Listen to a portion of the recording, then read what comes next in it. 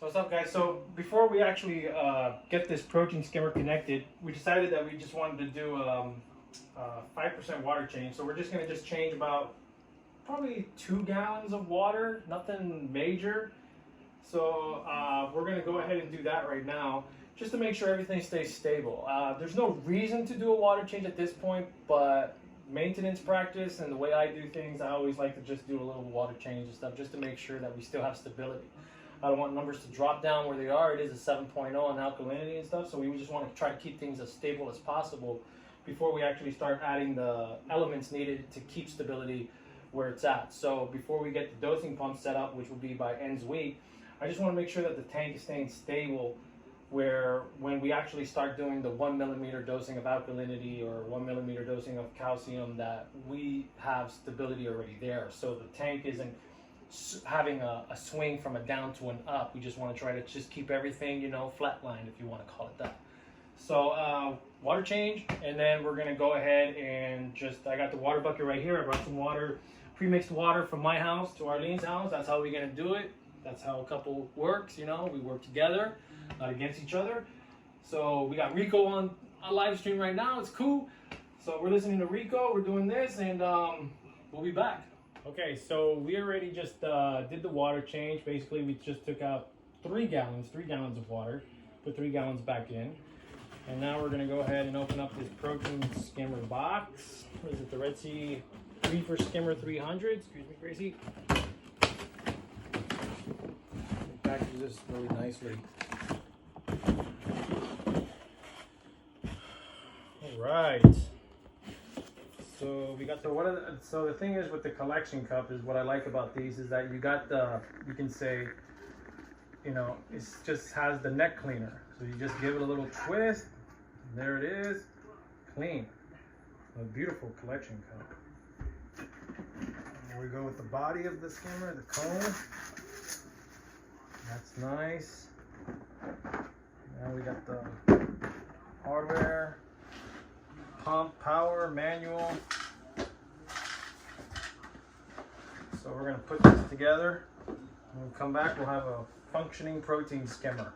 All right, guys, so we got the protein skimmer all built. Everything's functioning. We looked at the instruction manual to make sure that everything was correct. Basically, it's a very, very nice, clean protein skimmer. I was very pleased with the 900 that I put into my 525 XL. And this 300 is basically an exact replica. They haven't really done anything to change anything, big or small. The protein skimmers are wonderful. They're great protein skimmers. I really recommend the RedSea protein skimmer for anybody that's looking for a protein skimmer. But we're going to go ahead and put this in her sump, and we're going to get it turned on, and we'll be back in just a second. All right, guys, so we got our protein skimmer connected. Looks great. It's in there. It's set. Everything's fine. So you can see there's obviously a breaking in period with this system. It was like that with mine also. This might happen or may keep occurring like this where it's just overflowing itself. We got the dial all the way down to minus, so it's basically it's as down as it is. So when it breaks in, usually takes about a couple of days or maybe a week's time, but hopefully it takes a couple of days, and then once we see it at a halfway point here, we can actually start dialing it in, and we'll actually put back on the protein skimmer cup back on there, and then we'll go ahead and dial in. But it's obviously going to take a couple days. You can see it's overflowing, so that's part of the process of getting something new here. So it's a breaking in period. We're just going to let it break in, and we'll be back in a couple days. But we're not going to close it all the way, just to keep it from actually building up too much moisture in here, because there is a lot of bubble. We don't want it to saturate or wet anything within the sump area itself. So we're just going to close the door just like this and just have a little bit of more ventilation. So as soon as this thing gets dialed in, she'll let me know, and then I'll come back over here and we'll go ahead and put the cup back on and get it all set where it needs to be so it can start protein skimming. But for now, it's just giving it some great oxygen with all that bubble. So right now I'm just going to put the protein skimmer cup on the side right there.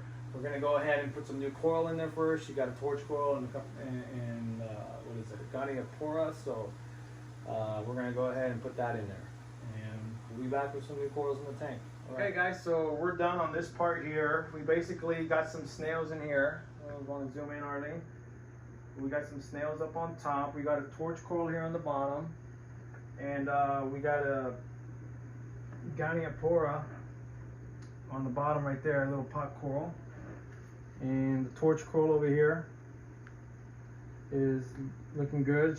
We just barely placed them in the tank, so it's gonna take a couple hours before they actually open up and everything. You can see the protein skimmer's on. We're just gonna let it break in, and other than that, that's it for today. We got 8 snails in there, starting off small, starting off slow. We did a 3-gallon water change, just making sure everything's good. And everything seems to be fine. So we're just gonna leave it open for moisture issues. We just don't want condensation building up because of the bubbling and all that. So we're just gonna leave this open here like that, and we're gonna leave that alone.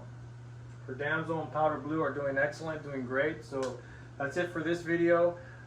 Next time we'll give you a little bit more of what we're gonna do with what we got.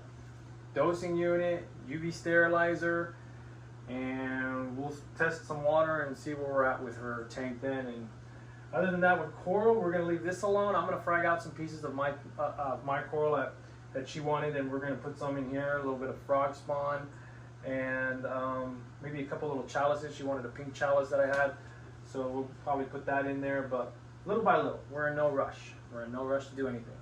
All right, guys, that's it for this video, and until next time. All right, patience and stability. You guys know what's up. All right.